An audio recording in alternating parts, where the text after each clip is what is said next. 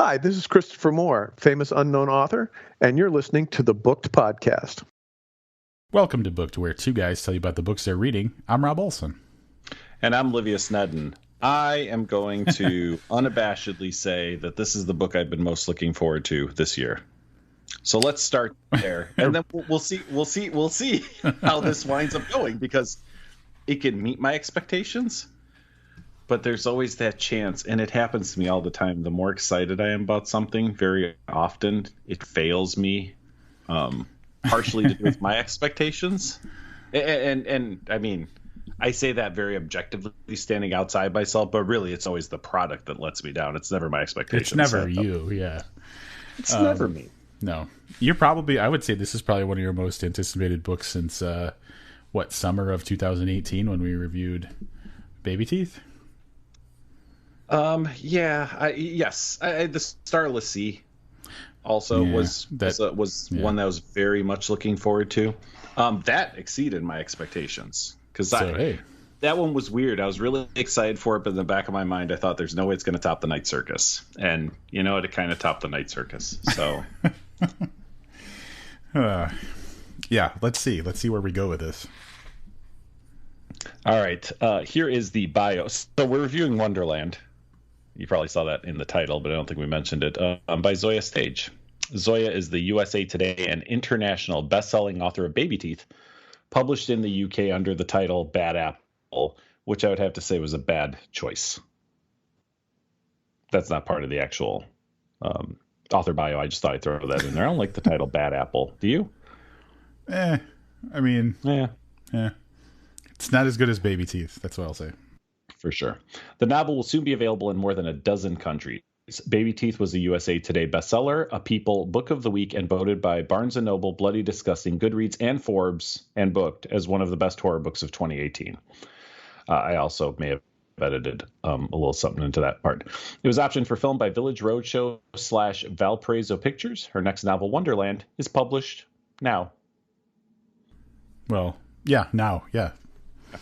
I just broke all of the magic of the time distortion of recording and posting later.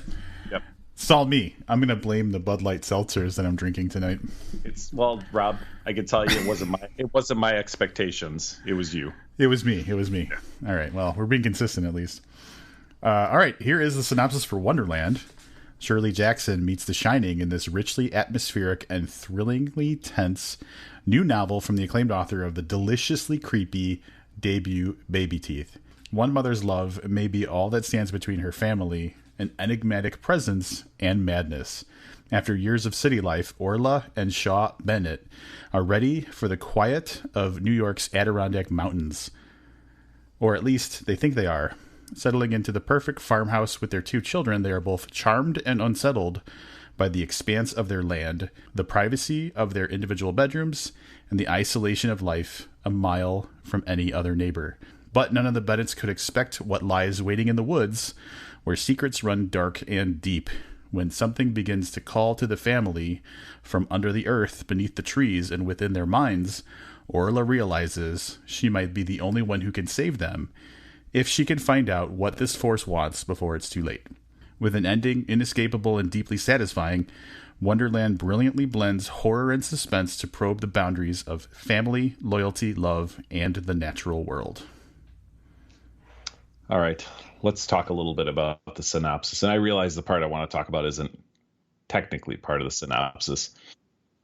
I hate this kind of thing. This Shirley Jackson meets The Shining. Like, to me, whenever I see something like that, it kind of like is the implication, and I don't know that it wasn't the inspiration for this, right? That she was like, oh, that she's aping this stuff.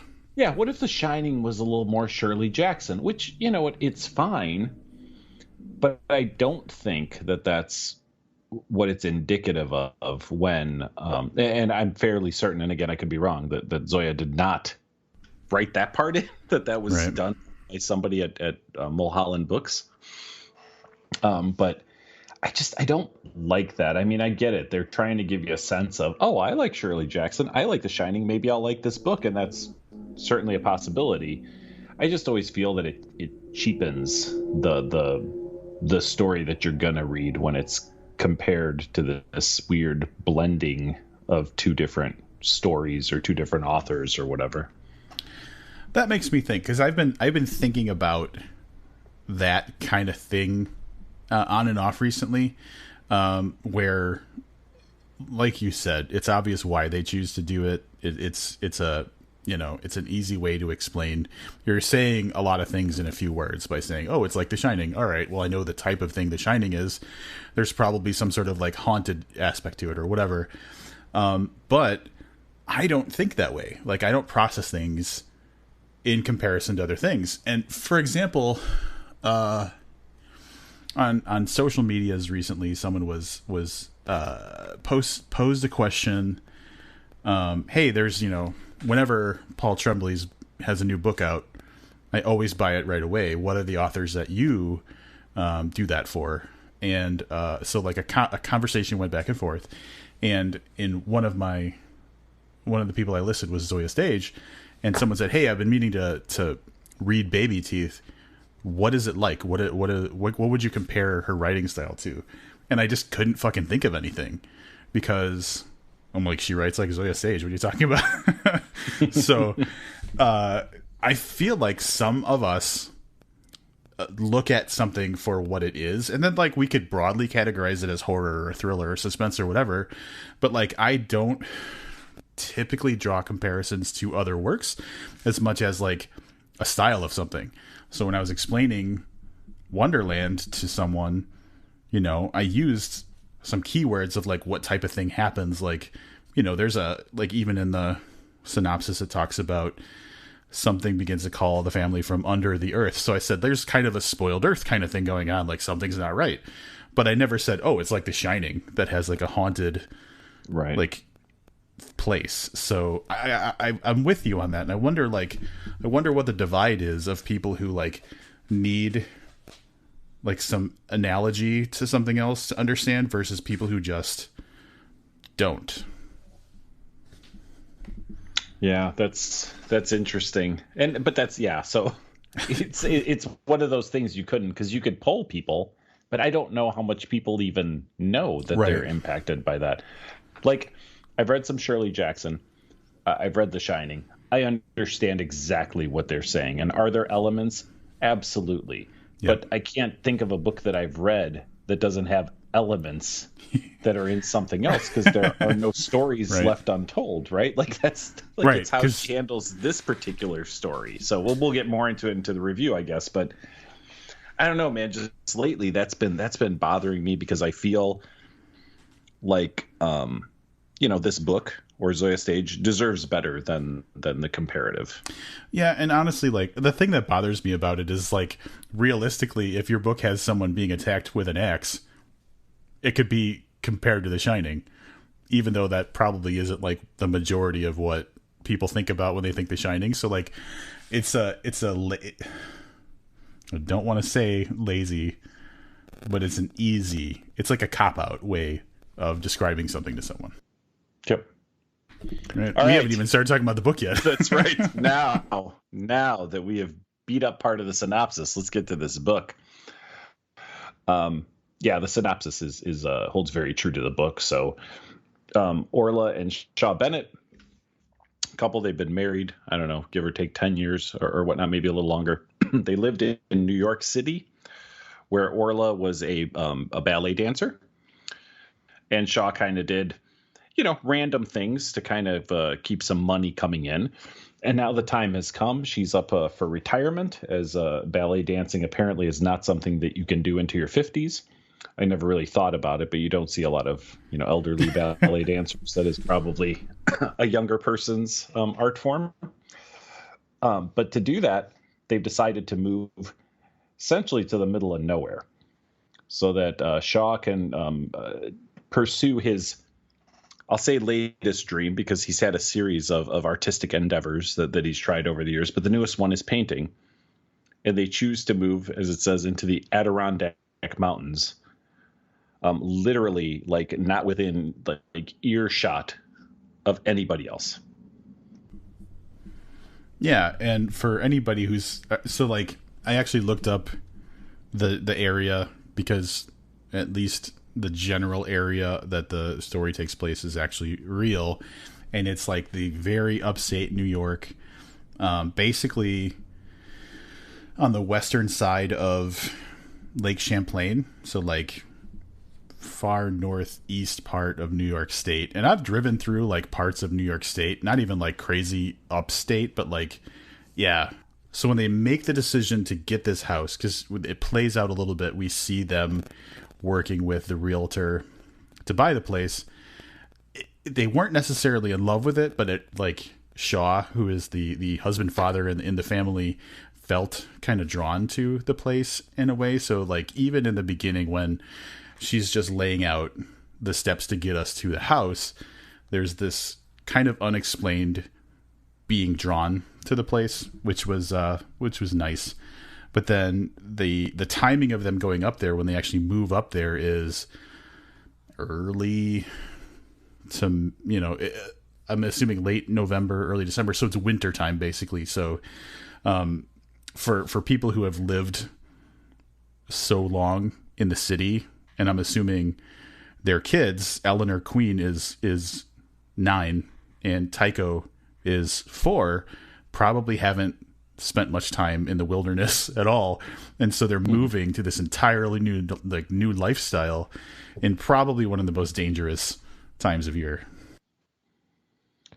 Yeah, and to kind of further expand on where they come from, they lived in New York City, which is very expensive, and they essentially lived like in a one-room apartment.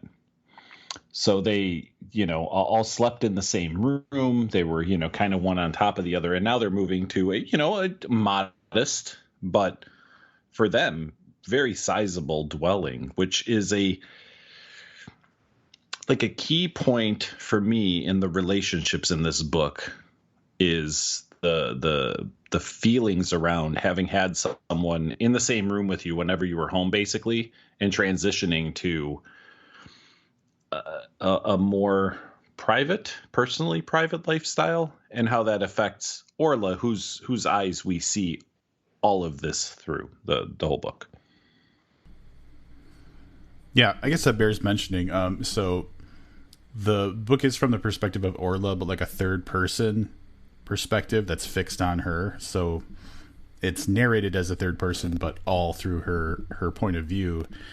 So one of the things that happens consistently throughout the book is when there's not dialogue or action happening, a lot of what we're reading is her thinking about what's going on, thinking about the, positives and negatives of all the things that are going on, and pondering, obviously, as the book goes on and things start to get maybe worse or not as picture perfect as they expect the situation to be, like questioning choices and stuff. So we very much see the story from her mental process of going through everything that happens in this story. One of the benefits of going to this bigger house in the middle of nowhere was the focus on Shaw, exploring his passion for painting.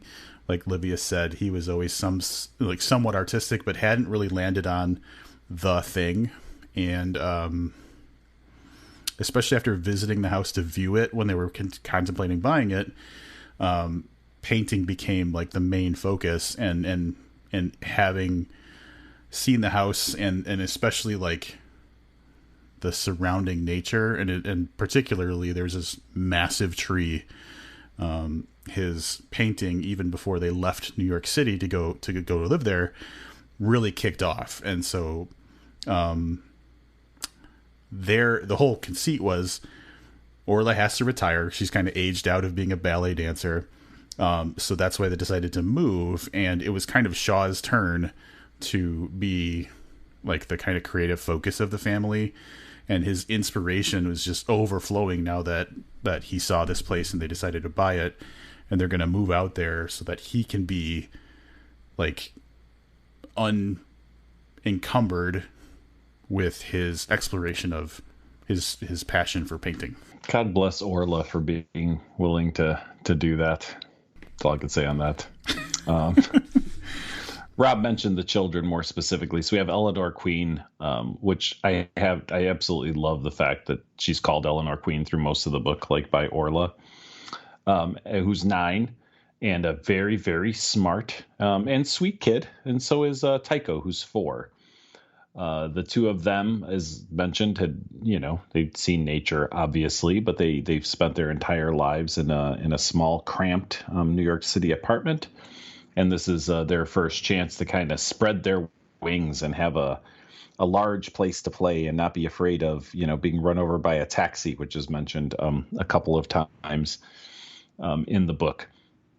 So the whole family packs up and moves over the course of the first few chapters and moves out to this new place. And it doesn't take long for odd things to start happening. Now, if you're a city dweller like Rob and myself have been, or even, the suburbs or whatever, some of these things seem like they could just be something odd that happens outside of the place you're used to. But more and more, they kind of seem odder and odder.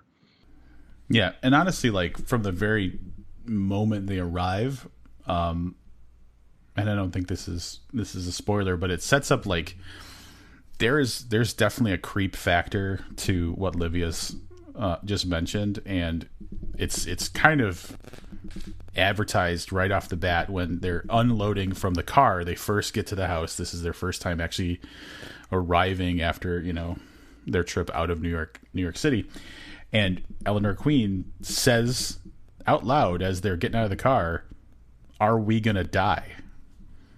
And so that started that chilling element where it was just regardless of if there's anything to her asking that question, I'm gonna feel creepy about anything that is introduced. So I feel like that was a great way to set up when the girl has this kind of knee-jerk response to just the place that they're going to be living with, are we going to die? That makes everything that comes creepier. For sure. One other element that I want to mention that I don't think is spoilery is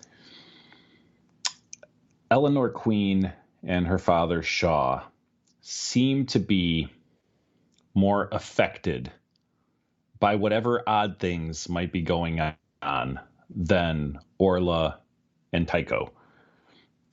So I say that because I don't want to get into spoiler territory, but just know that I'm rereading the synopsis, right, to see what words I can pick. When something begins to call to the family from under the earth, beneath the trees, and within their minds, right? So that's indicative that half of this family is probably more affected by that than the other half of the family. Yeah, and it's interesting because aside from Tycho, everybody has some sort of unexplainable experiences. Orla's not immune to weird things happening to her, but not necessarily in that connection to the whatever under the earth thing that Livia said earlier. So Tycho being 4 years old, I'm thinking just is immune to understanding more than anything, and I think that's a big part of why his character doesn't get creepy shit happening to him. Although, I don't know what the age, what's the age where you're old enough to qualify for creepy stuff to happen to you? I mean, look, I don't know. At three, you can still convince a kid you stole their nose. So at 4, maybe you just take the weird things as normal. You know what I mean? As a sense of wonder and not. Yeah. You don't have a proper barometer for. Yeah. Yeah, I learn new stuff all the time. So, so essentially, we can't go very much farther with plot, right? Know that there's a family. Know that they're semi-isolated. Know that weird shit's going to go down. That's essentially the plot of this book. Yeah, even in the synopsis, Orla realizes she might be the only one who can save them if she can find out what this force wants before it's too late. That's pretty much how we're going to end talking about anything plot related. Yeah, let's talk about this family though. So, it's a good portion of it is obviously very relationship driven. We essentially only have four characters in the whole book, right? So obviously in any book with only that many characters, like lines have to be drawn from like what everybody's relationship is to everybody else. So they're a very loving family. They care for their children. The kids are sweet. They're fairly intelligent for their ages, I think.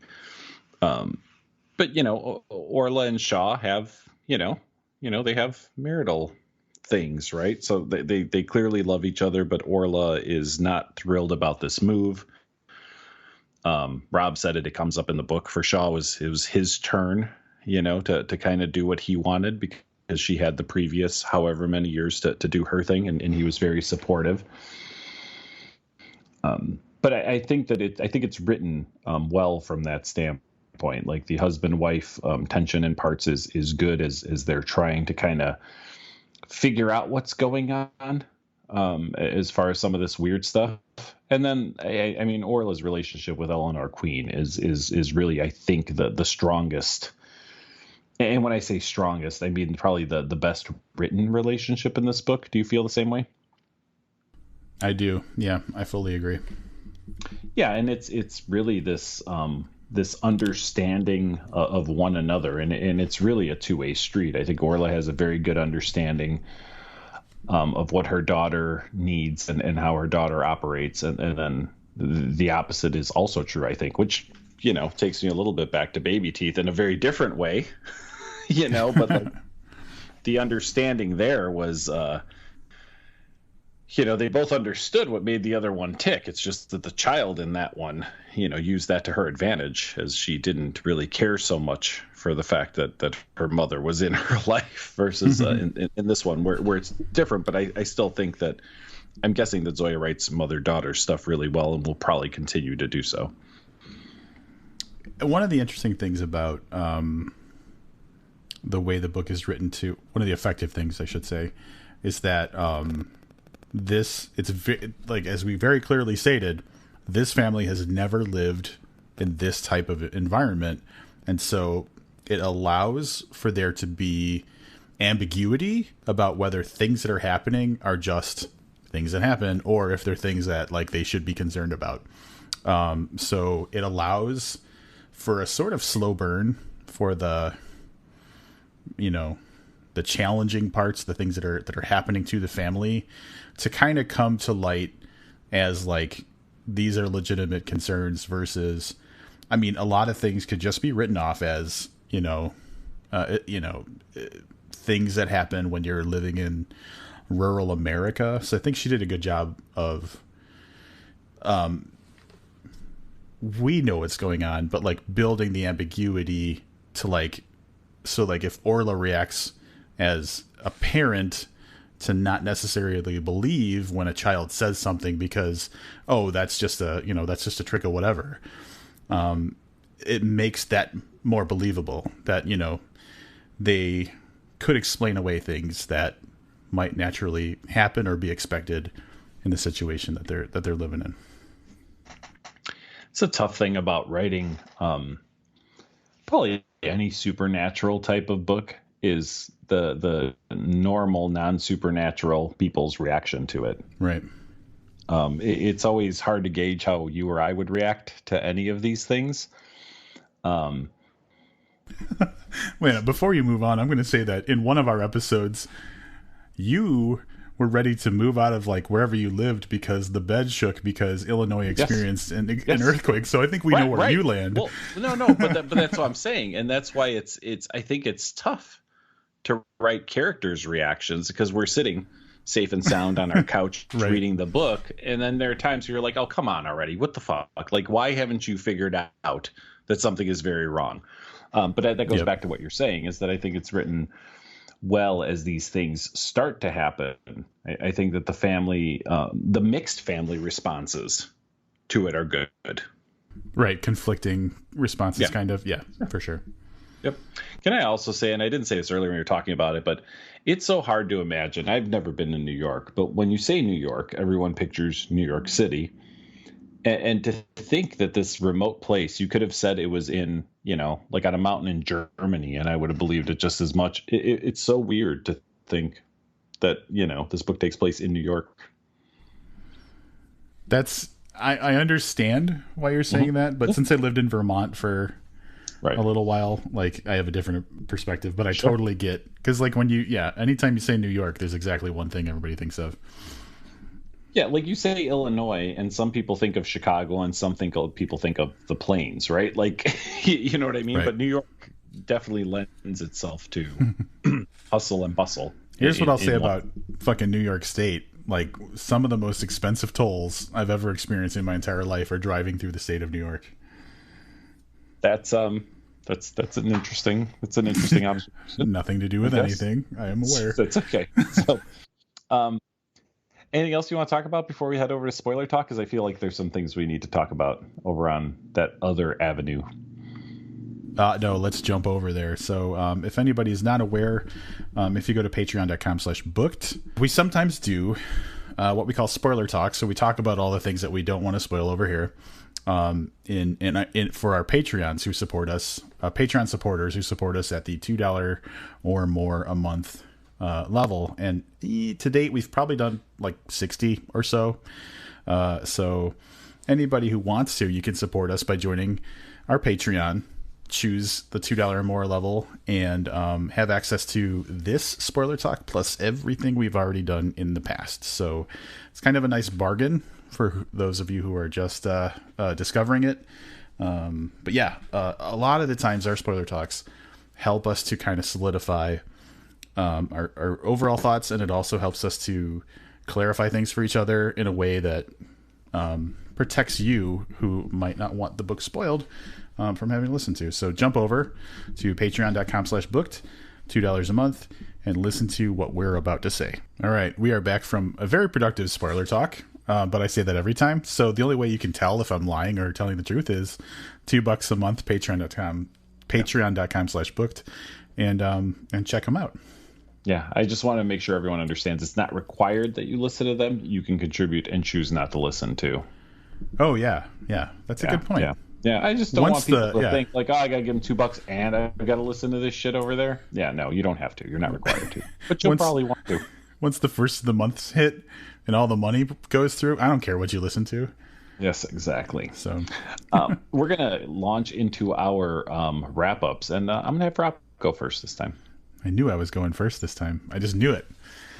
Dude, Baby Teeth was great. I actually re-listened to our review of Baby Teeth and our interview of Zoje Stage in preparation for talking about this.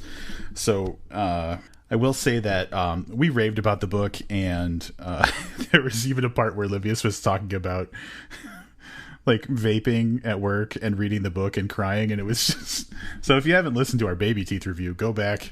I think it's episode like 413, and check out what we thought about that book. But very, very much anticipating reading this book for a long time. She sent it to us close to Christmas time, and it's just everything inside of me to prevent me from reading it ahead of time. We didn't read it until this week, and we had it. It was just sitting there taunting me. But the wait was worth it. We like to go into these reviews as fresh as possible, and I wouldn't have remembered to talk about all the wonderful things that we talked about if we waited. But this isn't a review of our process. This is a review of the book. The characters developed wonderfully. The story, absolutely creepy. And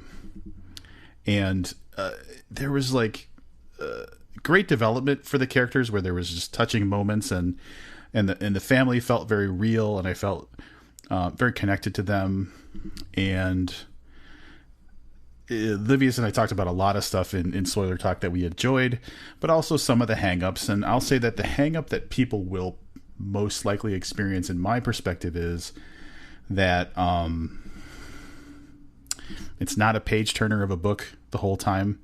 So because we delve into a lot of Orla's thought process and stuff, there are some parts where the pace is a little bit slower. And even though I feel like it absolutely was the right way to go with the book, I know someone out there is going to bitch about it. So like if there was any low point, it is that the pace is not like your big scary thriller like page turner pace. That being said, literally everything else about this book is wonderful. I felt like the book started out super creepy. There was a lot of tension toward the end. It was more wondering what the resolution was. So like I experienced it differently throughout the book, but it definitely made me feel very creeped out in points. And there was actually moments where I'm a grown man, I'm in my 40s, but like I was like, I'm leaving these lights on for a little bit longer at night than I usually would. She just does a great job of telling a story, and this is a great example of that. Overall, my score is 8.25 out of 10. I want to start by saying, and Rob can edit this out if it's not important, but it is July 12th, and because the town I live in is way behind the times, there are really loud fireworks going off randomly. I've managed to mute myself through them, so if this doesn't apply, Rob can take it out. But if you hear bangs in the background, I don't believe it's shooting. I'm not terribly concerned about it. I'm just going to try to get through my wrap-up. I want to echo a little bit what Rob said about pace. Overall, I think the book was probably paced properly, but I agree with his idea that there will be people that bitch about it. And I'll be honest, I'm going to jump ahead a little bit. Pace was the lowest of the 8 scores I gave it. And for me, it was mostly through the first half of the book. Pace is probably the only thing that kept this from being my highest rated book this year when I look at the numbers breakdown. So that's might be a little spoilery as far as where I land on my final score. I know Rob can probably verify this. I'm sure I talked about Zoje Stage writing relationships great in that review of Baby Teeth. And I think that she continues that trend with her follow-up, Wonderland. I really liked how the interactions were written between all 4 of the family members, and then Orla's inner dialogue and her feelings about her husband and her 2 children, be those good, bad, or indifferent, through different parts of the book, were very well written. And for me, nothing grounds a supernatural story better than the real parts of it, the parts that I can feel or experience in my life in relationships with other people. So you can have the same supernatural story and have that supernatural element be exactly the same or every bit as good. But if you take out the solid people and relationships in it, it becomes less believable to me. So you're putting believable people into an unbelievable situation. And for me, that makes for the most realistic type of supernatural storytelling. And that's what this book does here. It is very creepy. I understand the Shirley Jackson Shining references, and you probably do too if you're familiar with those particular works from the parts that we gave you. What I will say, and this treads into spoiler territory, that this book takes a shift about halfway through, and it changes a lot of the not just the pace of the story, but the type of story that you're reading. And that's really where this book excelled for me. I gave it a 10 for conclusion, which is, I think, the second 10 I've given this year for conclusion. Those usually fall somewhere between, 7 and 9. I really loved the way she wrapped this book up. I love the characters. I love the second half of the story. I enjoyed the first half. I don't want to, down talk it, but I mean, this really changed for me going into the second half of this book. And when I round out all my scores, even with a fairly low score in pace, the final score is 8.63. That puts it 8.4375 out of 10 for us, and one of our highest rated books of the year. So, following up the question that we put at the beginning of the episode, does it live up to the hype that we dumped all over Baby Teeth? Or is it a disappointing second outing? Which is, no. It's like one of the most unfair things you could ever ask. No, not at all. It's very different from Baby Teeth, which is good too, because who wanted to read another Baby Teeth, right? You know what I mean? So she's taken her storytelling in a slightly different direction, and I really enjoyed it. There's things I want to say here that I said in spoiler talk, and I can't. So I'm kind of stuffing myself back down. But no, I was very, very pleased with Wonderland. Yeah, me too. And I understand. I jokingly acknowledge it's unfair to compare someone's book to another book of theirs from the perspective of readers do it all the time. But as a reader, sometimes you have it's not your choice. You just kind of naturally think about them versus each other. And I think that it comes from the fact that we want her to be as successful as possible. Like, we read and loved Baby Teeth, and because we were so invested in Baby Teeth as a book, we want her to just either, match or exceed with the next book and the next book and the next book. And I feel like with the first book, we said she's whitelisted for future reviews. Wonderland absolutely cements that even further. If Zoje Stage comes out with another book, if and when we're reading it, we're reviewing it, we're going to be talking to her about it. Oh, absolutely. Without a doubt. Listen, I thought it was a travesty that she didn't win the Bram Stoker 2 years ago. An absolute travesty. Yeah. That was a tough pill to swallow. Yeah. I mean, so whatever, Zoya, if you're listening, book is totally in your corner on this, despite whatever mild criticisms you may have heard during the course of this review. So I'm very excited, like you. Man, this has been sitting on the shelf for like 6 months or 7 months, and every time I looked at it, I thought I should just open it up and read a few pages. But no, I was also good and did not start it until a week ago. And last Sunday, I think I started, or maybe it was Monday. Yeah. Great experience. Thanks, Zoya, again, for 2 excellent books now. I'm very excited about. For sure. Now, since we mentioned the waiting a long time, I know we talked about it on previous episodes, but like, it was everything in me, again, to not just immediately flip open and start reading Mallory, because we've had that for months, and I figured now that I'm done with Wonderland, why don't I just get jumping on that? So I practiced a little restraint. I haven't started it yet, but that is the next book review that you're going to be getting from us is Mallory, the follow-up to Bird Box by Josh Malerman. I did not practice the same restraint. My work life has been a little bit difficult of late. So I was much later in finishing Wonderland than I wanted to be. I actually left for work early this morning to get some breakfast, to eat in my car, and finish the last, 30 or 40 pages of Wonderland. So this morning, before 9:30 a.m., I had finished Wonderland. I had also finished the audiobook that I was listening to, The Chain, which I'll probably mention here in a little bit, or talk a little bit more about. And then on lunch, so like 4.5 hours later, I cracked open Mallory and started that one. Now, I want to say logistically, we just wrapped up our conversation about Wonderland, which is available the day that our episode is releasing. But also, The Only Good Indians by Stephen Graham Jones is releasing the same day. So Stephen Graham Jones, The Only Good Indians, available July 14th. We will be reviewing it the week after we review Mallory. So it'll be a couple weeks behind on that one, but that doesn't mean you have to wait. Go out and buy that book too. Yeah. And then you can listen to our review and know exactly what we're talking about. You can yell at your iPod or your phone or whatever. If you're sitting in front of your computer only listening at this through a website, or you're copying them to CDs, which we haven't brought up in a long time.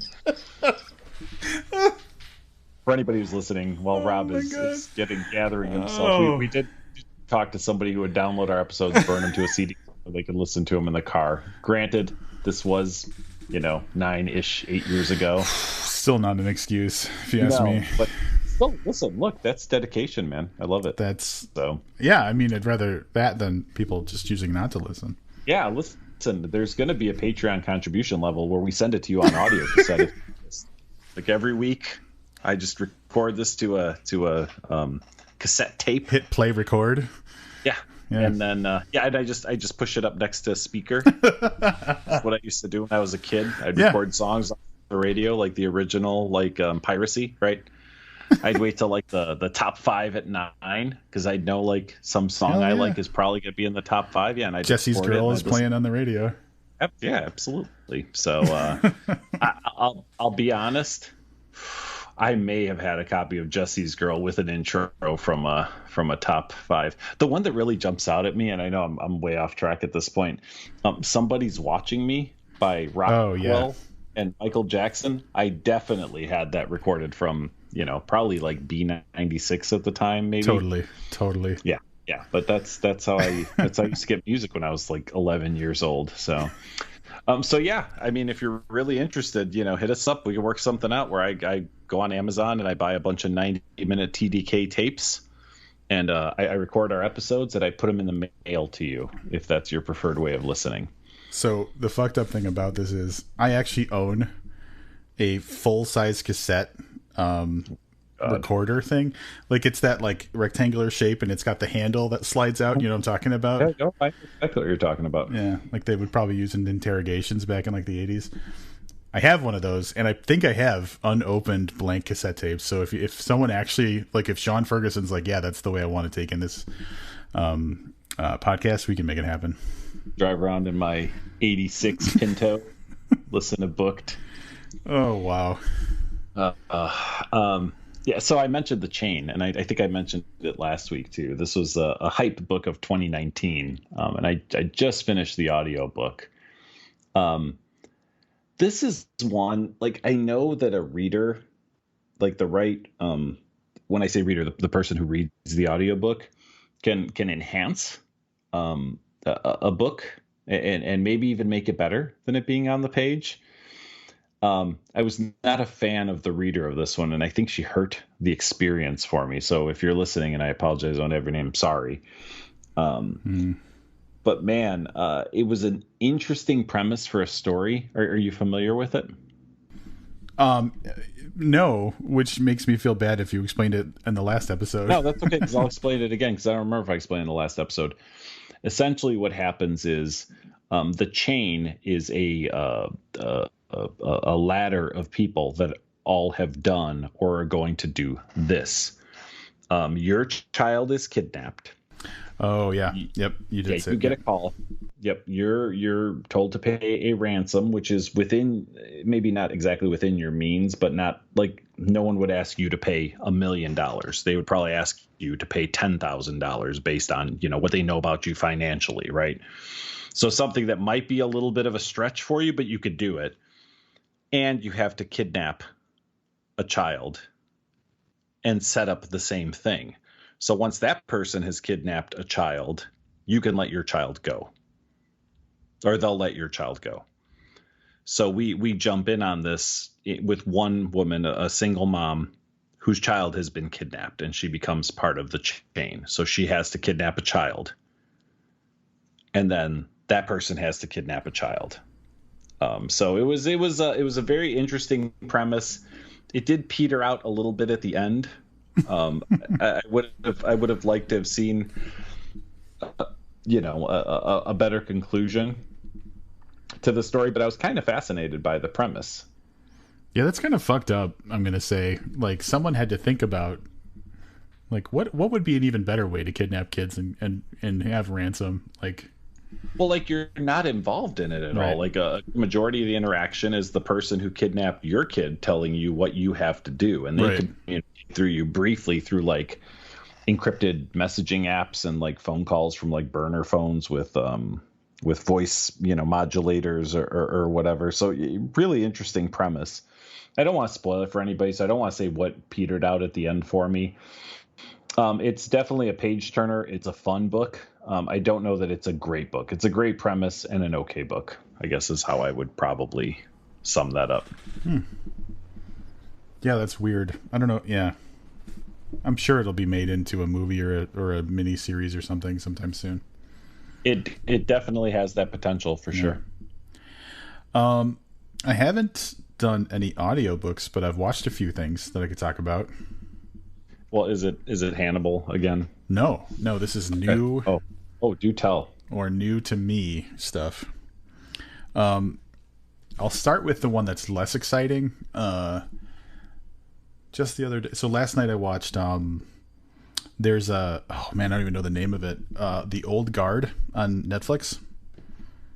Not familiar. Yeah. So it's a Charlize Theron. It's a Netflix movie, and she's part of a group of people who are like immortal, basically. Like they can't die, but they've been like warriors through the years, and they're basically like they're a mercenary group that gets hired to do something. Like if a bunch of kids get kidnapped or a school gets taken hostage or something, they get hired to go in and save the day kind of thing. Based on a comic book series, and it's a little bit weird. You could tell it's got that kind of like comic book concept thing going on. But I feel like it was pretty well done. It's actually like it's got hints of like some of the more modern action that you see in like a John Wick or Atomic Blonde, but the story is definitely different. Overall I enjoyed it. I would even probably consider watching it a second time. But it's kind of a weird concept. One of the things that really I really enjoyed about it was like the main bad guy, or the person that is revealed to be the bad guy at some point. And this isn't spoiling anything, I don't care. Is the kid who, well, you didn't watch any of the Harry Potter movies, did you? No, I have not. So Harry Potter was raised, because he lost his parents, was raised by his aunt and uncle, and he had a cousin who was this just fucking little asshole who was like this tubby kid who was super spoiled and everything, and he was just the worst. So anyway, the big bad guy in this is the guy who played the annoying cousin in the Harry Potter movies. I have a question. Yeah. Do you feel that the ending of this movie needs to be explained to people? That's a weird question. I'll explain after you give me an answer. The yes and no. Okay. The actual ending, no. Okay. Well, I Googled it as you were starting to talk about it to see what this was about. And I don't know if you use like Google Chrome, they'll give you like a couple of entries. Usually it's like Wikipedia. This one, it's Netflix, then Wikipedia. Then there's a video section. And the videos are, not surprisingly, the trailer. But the second one is the ending of The Old Guard Explained. Mm-hmm. And I've seen this for movies that I couldn't fathom who needed an explanation. Like, I don't watch them, but they pop up in my YouTube feed or whatever. And then there are ones where I've actually watched. So, like, one that comes to mind, like any time travel movie, right? Right. If they're like the ending of Primer Explained, I'm like, yeah, that's probably a good one. Or like Interstellar or whatever. Like, yeah. Right, yeah. Inception is one I know I've seen, not that I've watched, but that I've seen come up. You know what I mean? So I was just wondering, because this did not sound like the kind of movie that needs the ending explained. So I was like, are they just now making them for literally everything? Like, the ending of Star Wars explained. I think they are, because like there's nothing confusing about the actual ending, but there is a post-credit thing. So gotcha. That's all I'll say. Well, of course, that. it's based on a comic book. You can't have a comic book movie without a post-credit thing, right? They very obviously keyed up a sequel with their post-credit. But I will say, so I saw a random article today that said that it was already in Netflix top viewed movies. Like, even though it was released on the 10th and we're recording on the 12th, I watched it last night on the 11th. And so, like, that's just fodder for David James Keaton to complain about how Netflix can just say whatever they want because they don't, because, like, it's all internal. Like, there's no one can hold them accountable for their ratings kind of thing. Mm-hmm. So I did a screenshot of the article and I said, do your thing. It's hilarious. Here's what I will say while we're on Netflix comic book. This isn't a movie, it's a series. I am excited that at the end of this month, Umbrella Academy Season 2 comes back. I really enjoyed Season 1 of Umbrella Academy. I did not check that out. Yeah, it's a, more like adult type superhero show. It's not, about adults necessarily, but it's, one of those like grittier comic book TV shows. The comic book was written by Gerard Way, who was the front man, or is still, I guess, again, the front man for My Chemical Romance. Oh. Like when the band broke up, he started doing like graphic novels. So I don't know about the old guard, but if you're looking for like a kind of interesting comic book series, Umbrella Academy, now is the time to watch season 1, and by the time you're done with that, season 2 will be right around the corner. Very nice. Well, would you like to hear about the other movie I watched just last night? Yes, because you said that's the more exciting one. Well, I think you'll be more interested in it for sure. Okay. So I'm flipping through iTunes. I like to go through iTunes and look for little like deals every now and then. One of the categories that they always have is like now in 4K. Where you can kind of look through and see like what movies are now available in 4K. And one of them kind of stood out as looking like it didn't really belong. Have you heard of, it's a 2011 movie called The Woman? Yes, Jack Ketchum. So you're aware of this? I've seen it. It's Jack Ketchum, and I feel really bad. I can't think of, towards the end there, he was working with another, I believe it's a fella. Lucky McGee? Lucky McGee. It is Lucky McGee. I can't believe I pulled that out without like looking it up. Good for you. Yes, I saw The Woman.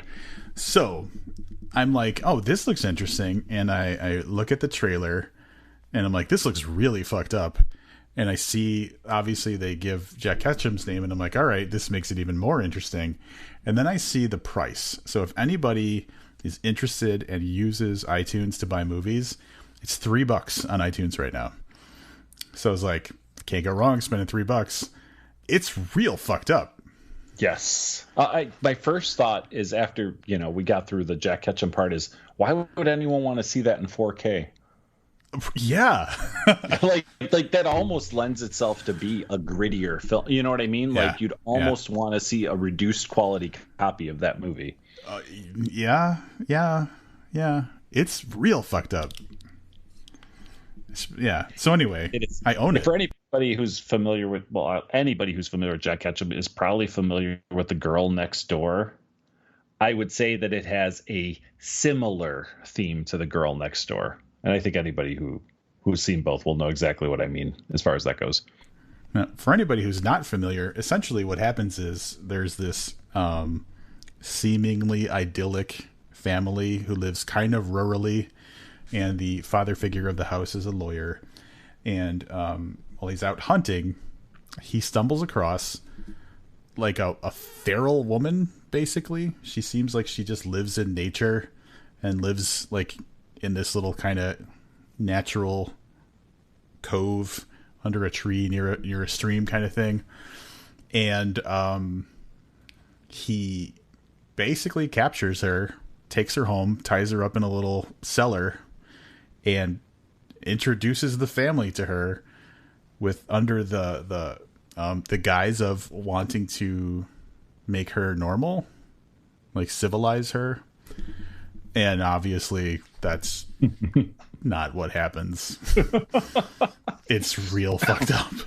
No, because if it went well, it would be what's that one where Brendan Fraser is a caveman that's frozen? Encino Man? Encino Man. Then there would be Encino Man. So no, it does not go well at all.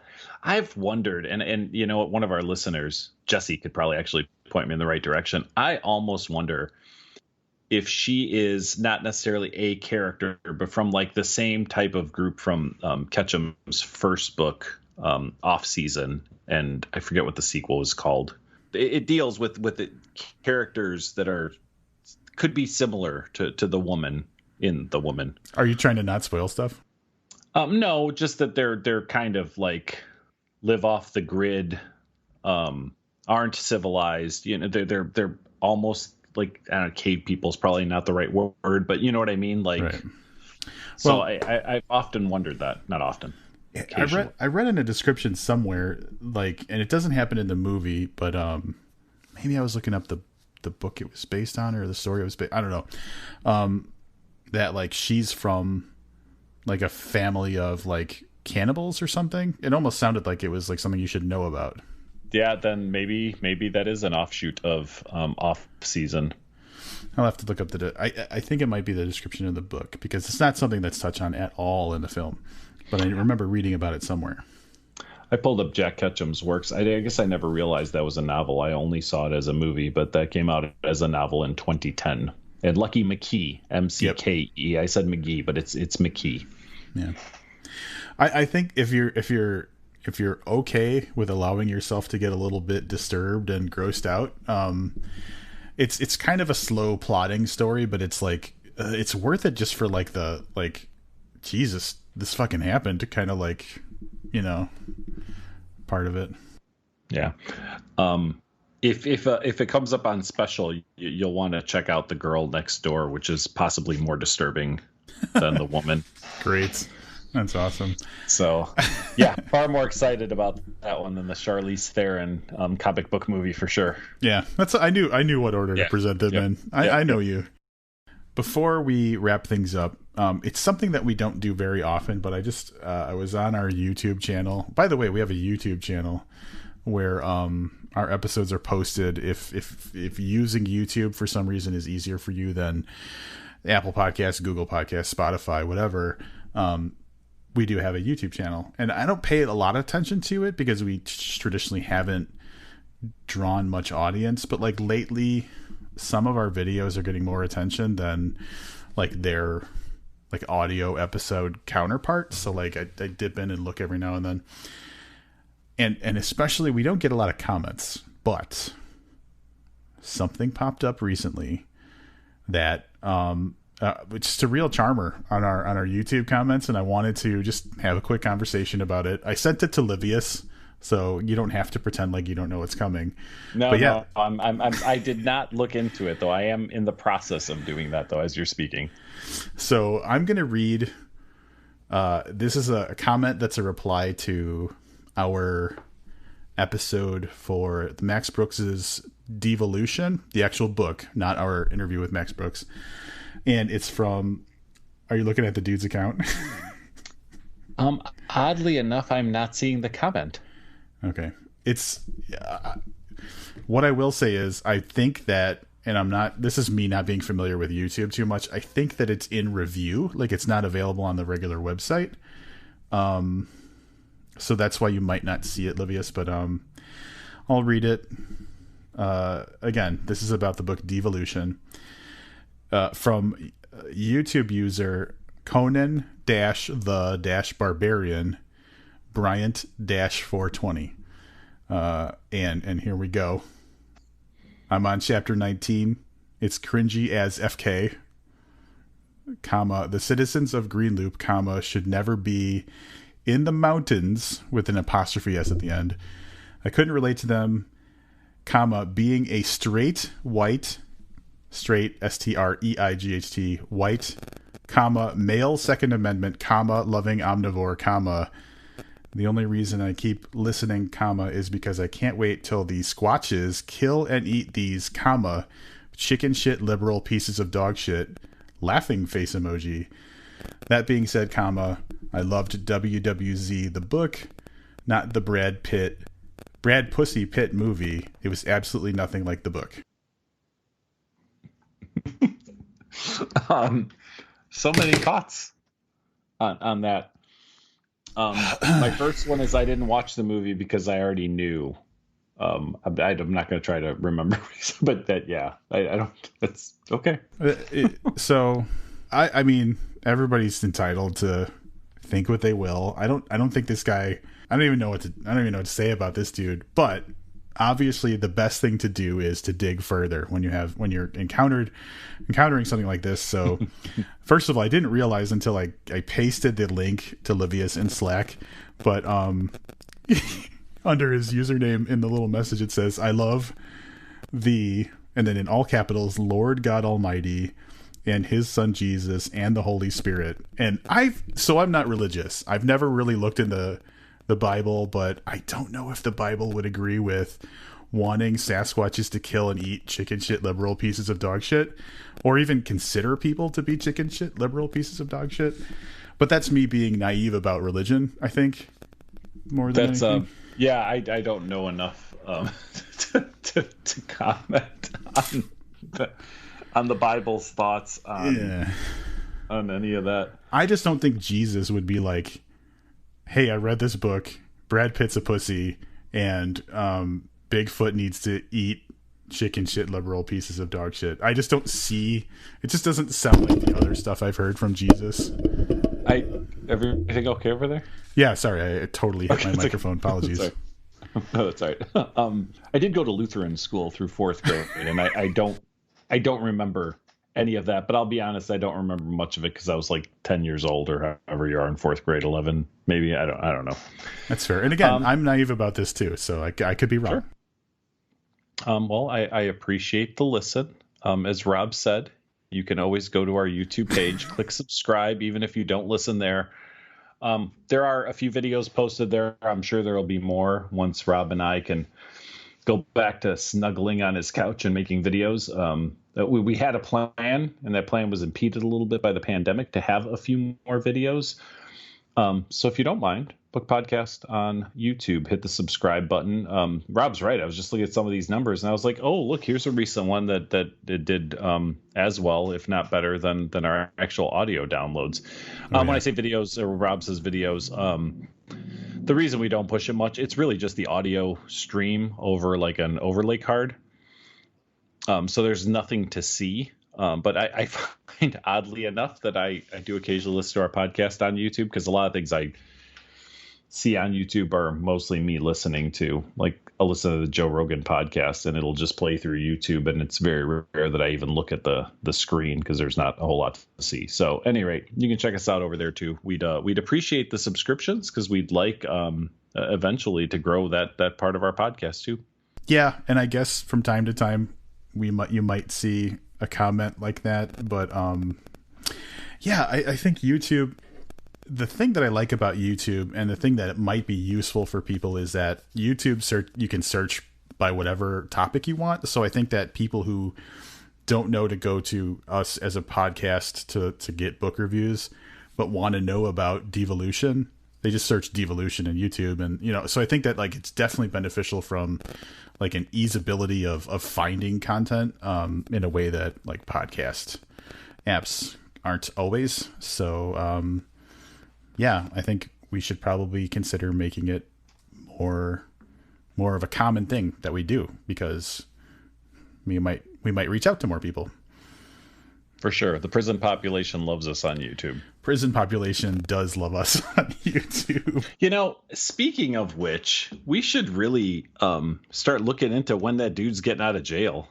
Nico Walker? Yeah. Yeah, we should. Well, maybe we'll have an update in one of our upcoming episodes. So I'm on YouTube, so I just typed it in, and apparently he did an interview with NPR 4 months ago. So we may want to reach out. I think I'd like to talk to Nico Walker, talk about having to refresh my memory on a book we read, I don't know, 5 years ago now. It was 2018. Was it really 2018, really? Yeah, we read, actually, it's funny because we read Cherry right before or after Baby Teeth. Like, it was they were next to each other. Interesting. What I will say is that, I know we're talking about Cherry now, but it is in development as a movie with Tom Holland, who you might know as Spider-Man, playing the main character in that. So that's exciting. That's the newest Spider-Man, right? The really little guy. Yeah. I haven't seen that movie, but he strikes me as a very small Spider-Man. They keep getting younger is the joke. Like, yeah. The next Spider-Man's going to be like 11 or something. Could be. Well, they have one who's really young. Did you see that Into the Spider-Verse? No, I have not. Yeah, it's a cartoon. It was actually pretty good. But it focuses on one of the other like Spider-Man, like people who become Spider-Man in like an alternate universe, and it kind of tries to tie all of it together. Mm-hmm. And he's got to be like 14. There you go. I watched it on a plane, like limited viewing, like in the little tablet that's in the seat in front of you. That's what I settled on. Probably flying to and from France like you do all the time now. Flying, that was on my way to France. To France, yes. That's where I watched it. Oh, you know what? I know we're about to wrap it up, and something just occurred to me. I posted this on my Facebook late last night. There's a place in New Orleans, is what made me think of it. You go there all the time. Someone on Reddit posted, there's a place called Ben's Burgers, apparently, And the guy who owns it does rap videos, and so he did one about like being open now that like, you know, places are reopening during the pandemic, and it's like fucking great. So I went to his YouTube channel. I listened to some of his other. This dude is like does great rap videos, and apparently has a very famous 24-hour burger place in New Orleans. I am queuing it up. They're in. It's unlikely I'll be there because they're actually in Metairie, which is not. Yeah, it's a little ways off. New Orleans, yeah. Yeah. I stay very, very French Quarter local when I'm there. Like, it's very rare that I get out of the quarter. So I don't know. Maybe this rap song will change your mind. How did you even? I mean, all right. So this video only has, and I say only, 4,800 views. So how did this get onto your? Dude, I'm scrolling through one of the subreddits that I follow. Oh, on Reddit. Okay, I gotcha. Yeah. Is just our videos, and someone just posted like, this guy's. So like it just happened to be in the videos subreddit. I gotcha. I thought this isn't exactly viral at 4,800 views. Well, no, and there was like 900 views last night when I watched it. So I'm thinking Reddit's really doing this guy some favors. Yeah, hey, listen, go share some of our videos on the videos Reddit. Yeah. Yeah, because it's you can't, self-promotion is frowned on, so we have to have someone else do it. Correct. So. All right. I know we really lost track of everything. Thanks for listening. In the future, as Rob mentioned, our review of Mallory, our review of The Oldie Good Indians by Stephen Graham Jones, likely, which Rob and I have to solidify probably tonight or tomorrow, an interview with Paul Tremblay. We're definitely going to reach out to Zoje Stage and see if she'll join us to talk about Wonderland. And it's been a long time since we've had Stephen Graham Jones on. So these are things we expect that you are likely to hear in the upcoming weeks. Yeah, that's going to wrap it up for this one. Join us next week for, at the very least, a review of Mallory. And until then, I'm Rob Olson. And I'm Livia Snedden. Keep reading.